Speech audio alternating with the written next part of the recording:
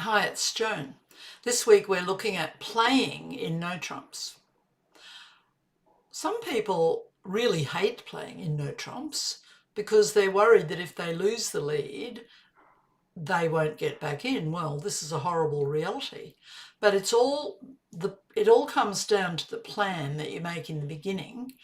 And sometimes you just can't make the hand, but a lot of times you can by actually being aware of what the opponents have got when they make the lead and which opponent you want to win a trick and which opponent you don't want to win a trick.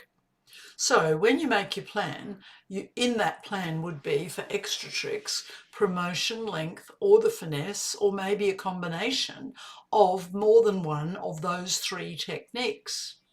But the thing that stumps people sometimes is if they've got a suit which is vulnerable. Let's say they're declarer and you've got 8 tricks or 7 tricks between you and dummy, but one suit has, say, king and another. You've got only 2 cards and it's the king and a small card. And over in dummy are 3 small cards. You've got very little chance of making many tricks in that suit. You don't know where the ace happened to be dealt. If you've got the king and another, if the ace is on your right and you've got the king and another and they play it, or you play the suit from your partner's hand, you will make a trick. But if the king happened to be dealt on the left and they play it or you play that suit, you won't make any tricks at all and you might lose 5 tricks.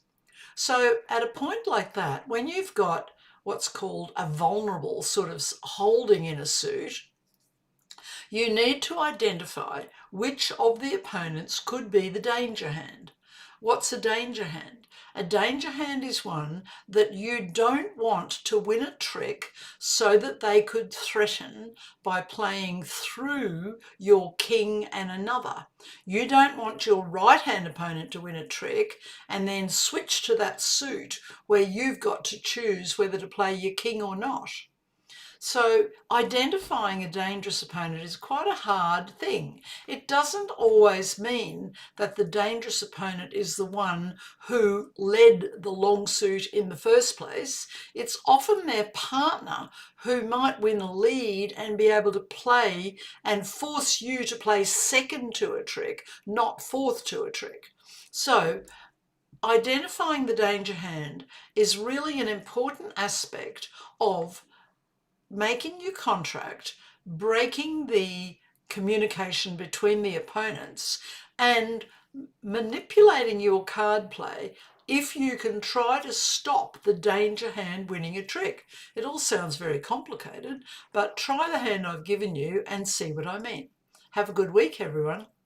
This hand, the dealer, has 16 high card points and an extra point for that beautiful length in diamonds. It's a very good diamond suit, and you can add an extra point for the 5th diamond. So we open one no trump.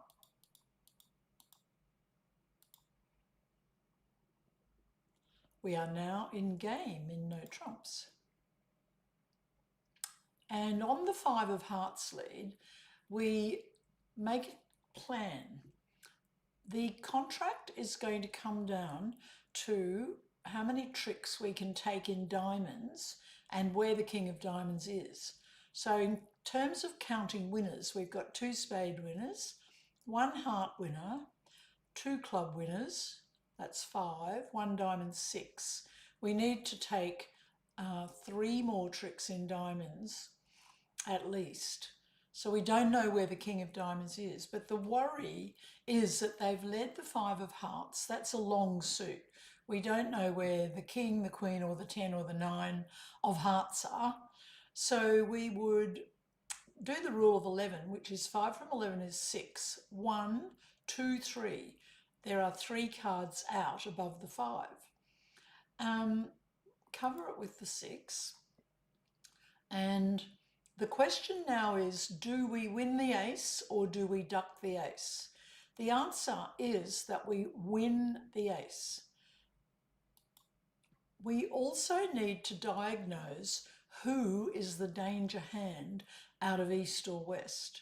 And the answer is that east is the danger hand, because if east ever won a trick, they would threaten to play a heart back to their partner's length, and we would have to make a play in second position of either the 2 or the jack. It's possible that if east is on lead, we will take no heart tricks, and east-west will take as many hearts now as they have in terms of length. But if west is on lead, then they cannot lead a heart through our jack. If they lead hearts, it will come up to our jack and we'll be playing fourth. So if they've got the king of hearts, they'll take the king, and now our jack will make a second heart trick. So the dangerous opponent that we mustn't allow to get the lead is east. We don't mind west gaining the lead. So win the ace of hearts first, do not duck. Cross over to the spade ace and take the diamond finesse. It loses to west, but as we knew, west can't get their partner in to lead a heart through, so they're playing hearts, and we now make the jack, and we will take all the diamonds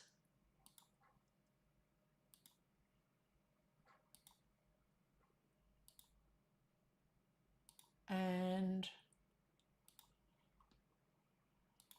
we'll give up one trick at the end.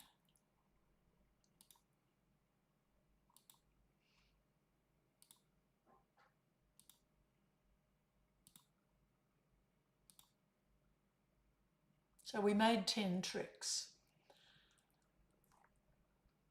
The secret was recognising that if West won a trick, it was okay that he couldn't damage us in hearts. But if East happened to win a trick, they would damage us a lot because they'd play a heart through and we wouldn't know whether to play the jack or the 2, and it didn't matter which one we played. They would then take 4 heart tricks and whatever card East had won.